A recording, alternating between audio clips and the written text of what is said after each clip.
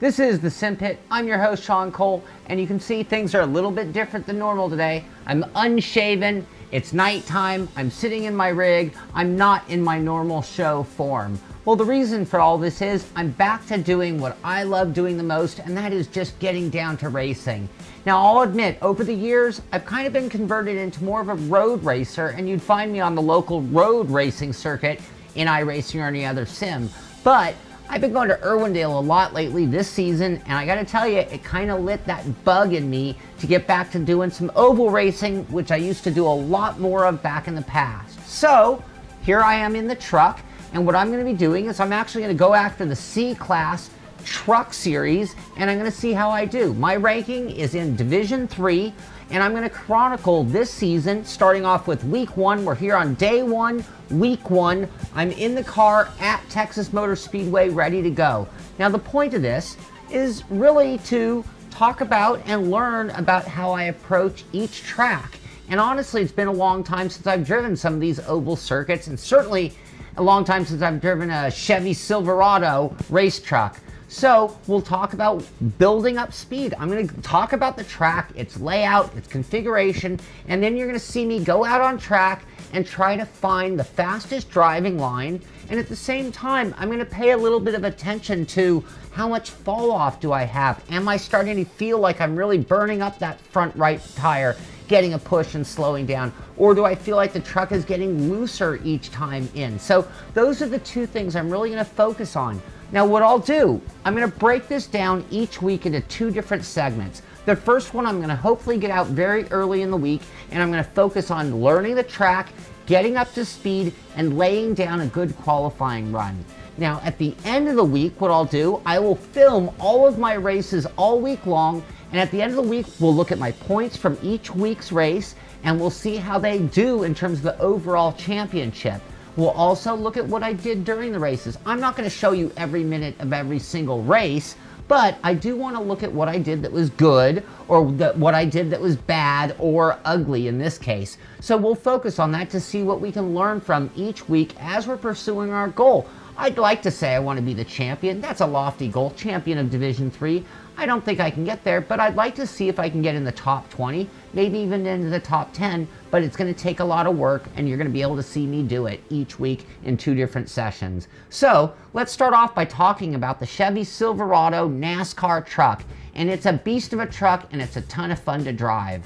It's a full roll cage car equipped with a 600 horsepower American V8 engine. They are heavy at 3,200 pounds and have less downforce than most cars that are capable of 190 miles per hour. It is an incredibly fun car to drive, and on most tracks you will find yourself driving a little bit sideways, at least when it's going fastest. Week 1 in the Fixed Truck Series takes place at Texas Motor Speedway. Texas Motor Speedway resides in Fort Worth, Texas, and is a 1.5 mile oval that features 24 degrees of banking. When I headed out for my first practice, I was on the search for the driving line of the track, looking for different turn-in points for the corner, looking for different driving lines that would yield speed. In turns 1 and 2, I immediately found that hitting the apron would be tough to deal with and not the way to go. I also found the high line to be somewhat manageable, but a bit off of the pace. I also had a bit of trouble on the exit of 2 and could run up wide and hit the wall, or I could overspin the rear tires and either go all the way around or get a wiggle that would also send me into the wall. Turns 3 and 4 also proved to be a challenge at first, and I tried both a high and low line. Again, finding troubles with each entry and also learning that the apron would be mostly out of bounds.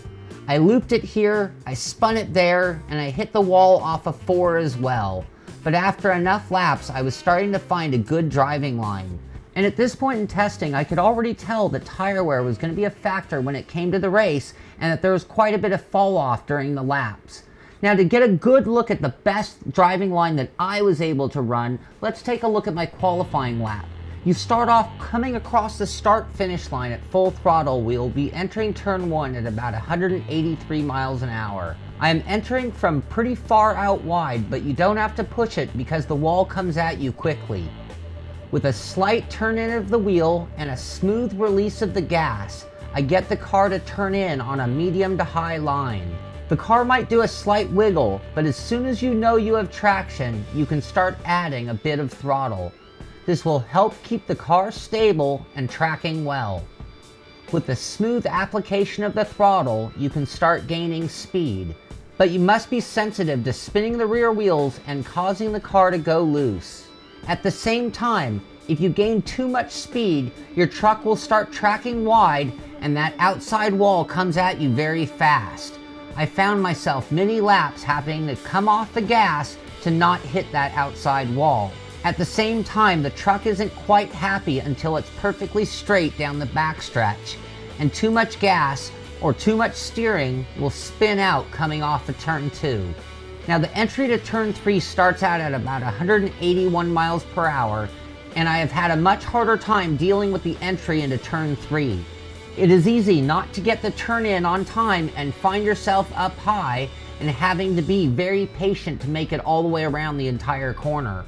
It is also very easy to go in too low and then have to steer your way around the low line delicately.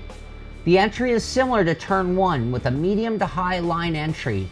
However, we will have to wait a touch longer to get back to the gas, and then we can come through stronger with the throttle pedal. Turns 3 and 4 are very long, and when running it, it feels like it pinches off at the very end of the turn. This makes it a late apex that, if timed right, will have you at full throttle long before the end of the corner. From there, getting the truck straightened out so it can start gaining speed is important, and if you hold the low line through both of the kinks, you will make the track shorter and avoid the wall. My qualifying time was a 30.589, which is respectable, but not setting the world on fire. In the end, running solo, I will be running anywhere between 30.5 and 30.6 in my opening laps. I also did notice in practice that there was a lot of tire wear to the right side tires, mostly to the front right, and that tire wear was going to be a big factor in the races. I also know that it is a difficult track to drive, and many others will be hitting the wall or spinning out. This means that by not being overly aggressive, I'm going to be able to finish above those drivers who are just having difficulties with the track.